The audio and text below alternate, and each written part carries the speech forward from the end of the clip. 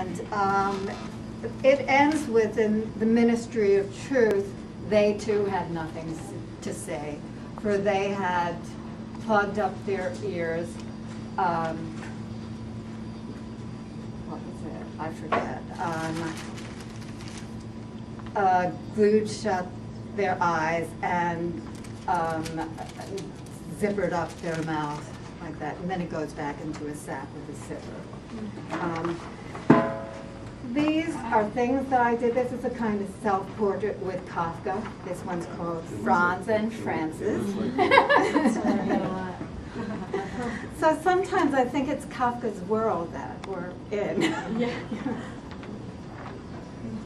And this is me with a troll. So,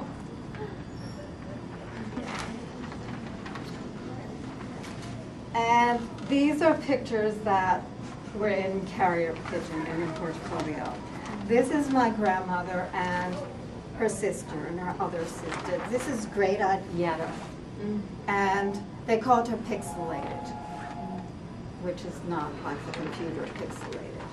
You know, meant she was a little bit off. She was very sweet, and we loved her. She brought us candy on somebody else's birthday.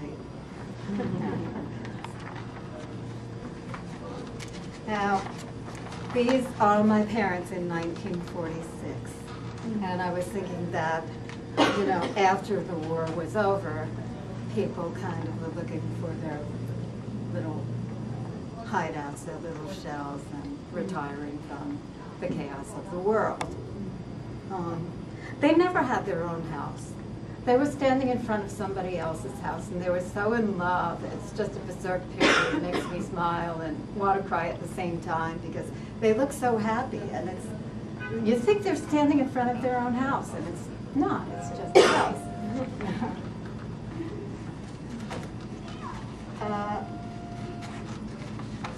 This is my brother, and this is in the 50s. And for some reason, they kept putting us both in the same chair, you know, year after year.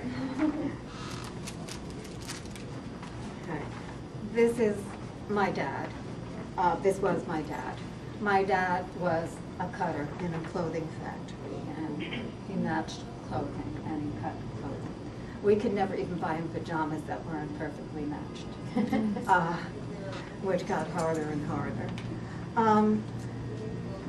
My father was a strong union member, but his father-in-law, my grandfather, worked for the union in the early days in 1914 and poured acid on cloth in shops that were open 7 days a week, and they fired people who wouldn't work all that time. So my dad would come home with the shears, and we'd know that he lost his job, and this would happen, and the kind of desolation on his face is something that I remember. And I have the shears now. I have the shears that are all kind of wound up with some cloth to make it easier on the hands. And, you know, they're quite beautiful.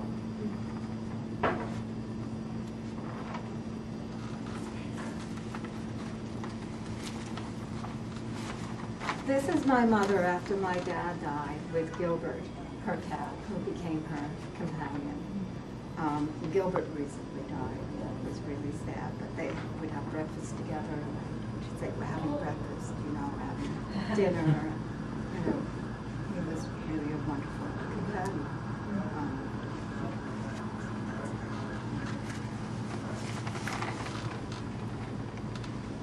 This is Irv and me and our 4 cats years ago. We have 2 different cats now. The last of this 4, bunch of 4, died near the age of 20. And Irv doesn't quite like that the cats are in much sharper focus than he is. Why is that? I don't know. And I just have a few more to show you. These are drawings. This is digital and small drawings. And I kept thinking of all the disasters going on, and, you know, just that we can get wiped out just like that. And I think about that kind of thing a lot. I don't know why. But, and I started to do more drawing. Basically, I've done linoleum a lot and made prints a lot and got used to the printed line a lot. And then all of a sudden was asked to teach a drawing class and was upset about that, thinking I didn't know anything, knowing that I didn't know anything, but I started to do more and more drawing and I liked it. So that, and I actually made sculpture also, so that was a character I made, like a Swiss cheese man, and I wanted it to be like the last man, and then he's going to get devoured. And this is the last piece I draw. I made this out of newspaper and tape, and I think of it as a dead thing. Like, it could be the massive victims from a war or anything else. It's like where it's depersonalized in a way when it's someone else's. I don't know, I can't really put it so much into words, but I know what I wanted from the piece, which is a pencil drawing from the sculpture and charcoal pencil. Hey, Francis, that was brilliant.